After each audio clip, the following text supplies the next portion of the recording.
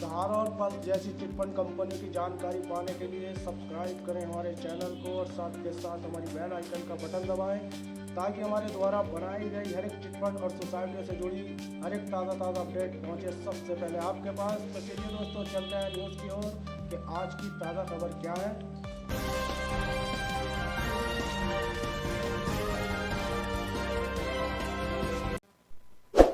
Chit fund घोटाला पीड़ितों को राहत के लिए कोई कानून क्यों नहीं बना? इसे NDTV.in ने प्रकाशित किया है। गुजरात की आबादी 6 करोड़ से कुछ अधिक है। कल्पना कीजिए, पूरे राज्य के लोगों को एक कंपनी ठग ले और राज्य की तमाम संस्थाएं कुछ न कर सकें। PACL कंपनी ने 5 करोड़ 85 लाख लोगों के लाखों करोड़ लूट लिए। 3 साल हो गए सुप्रीम कोर्ट के आदेश के, मगर वही आदेश पूरी तरह लागू नहीं हो सका और लोगों के पैसे नहीं मिल सके। फरवरी 2019 आ गया मगर एक नया पैसा किसी को नहीं मिला। हमने प्राइम टाइम में 2 दिनों तक लगातार पल एग्रोटेक कॉर्पोरेशन लिमिटेड के पीड़ितों, ग्राहकों और उनके एजेंटों की व्यथा दिखाई।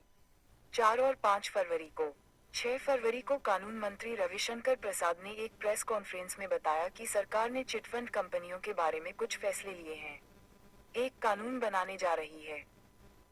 बंगाल बनाम दिल्ली की राजनीति में ये सवाल उठे थे कि यह कैसी सक्रियता और गंभीरता है कि CBI 6 साल में जांच पूरी नहीं कर पाई और न ही मामले का ट्रायल शुरू हो पाया। अब जाकर कानून के मसौदे को मंजूरी मिली है।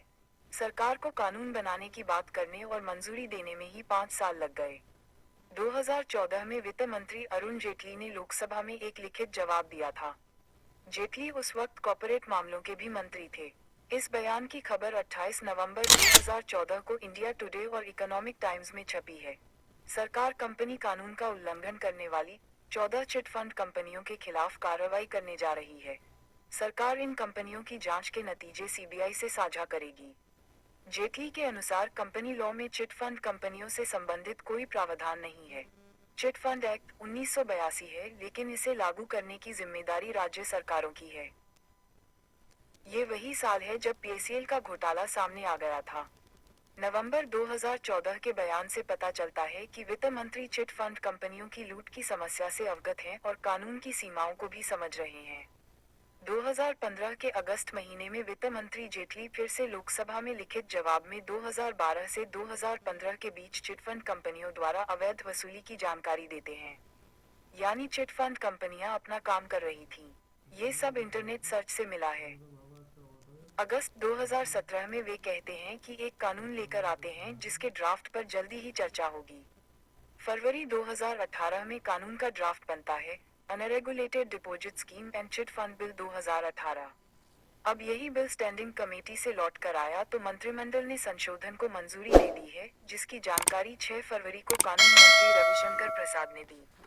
2014 से फरवरी 2019 आ जाता है कि चिटफंड कंपनियों पर लगाम कसने के लिए सिर्फ कानून बनाने की प्रक्रिया ही चलती है, वो भी कागज पर चलती रहती है। 140 से अधिक चिटफंड कंपनियों के खिलाफ कार्रवाई का क्या स्टेटस है, किस घोटाले में कितना पैसा मिला है, इसकी जानकारी नहीं है। PACL चिटफंड का घोटाला सामान्य नहीं था। इसमें 5 करोड़ 85 लाख लोग लूटे गए। सुप्रीम कोर्ट ने तो सिर्फ 1/3 पैसा यानी 49,100 करोड़ वापस करने की बात कही थी, वापस नहीं हो सका। इस आदेश को लागू करने के लिए सरकार को किसी कानून की जरूरत नहीं थी।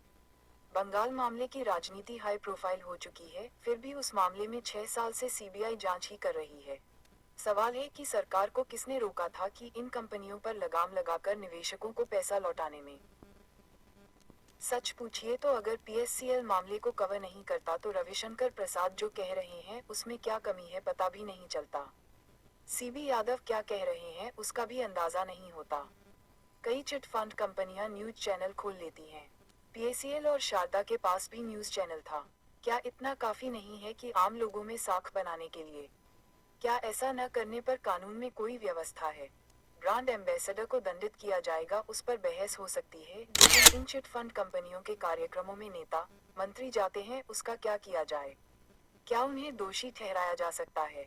क्या हर ब्रांड को प्रचार करने के लिए कलाकार दोषी होंगे? तो फिर गुटखा का प्रचार करने वाले कलाकारों का क्या किया जाए? हमने पिछले एपिसोड में बताया था कि चिटफंड कंपनियां ग्राहकों और एजेंट के नेटवर्क पर काम करती हैं। जो एजेंट होता है वो निवेशक भी होता है। अभी हाल में छत्तीसगढ़ सरकार ने एजेंटों के खिलाफ मामले वापस लिए। अब सरकार कह रही है कि एजेंट को भी पकड़ा जाएगा। चिटफंड कंपनियां आम लोगों को लूट रही हैं। उनके जाल में फंसे लोगों को पता नहीं होता कि कंपनी नियम से बनी है या नियम तोड़कर पढ़े लिखे लोग झांसे में आ जाते हैं। इनकी संख्या लाखों करोड़ों में है। पिछले दिनों एक आंकड़ा आया था कि 45 साल में बेरोजगारी सबसे अधिक है। नेशनल सैंपल सर्वे का यह आंकड़ा सबको परेशान कर रहा है। जो खंडन कर रहे हैं उन्हें दिक्कत आ रही है। जो इसका इस्तेमाल कर रहे हैं उनके पास कोई नीति साफ नहीं कि इस बेरोजगारी को कैसे दूर करेंगे। क्या आज के भारत में ये भी पता लगाना मुश्किल है कि अलग अलग राज्यों में सरकारी विभागों में कितने पद खाली हैं? आज रांची के प्रभात खबर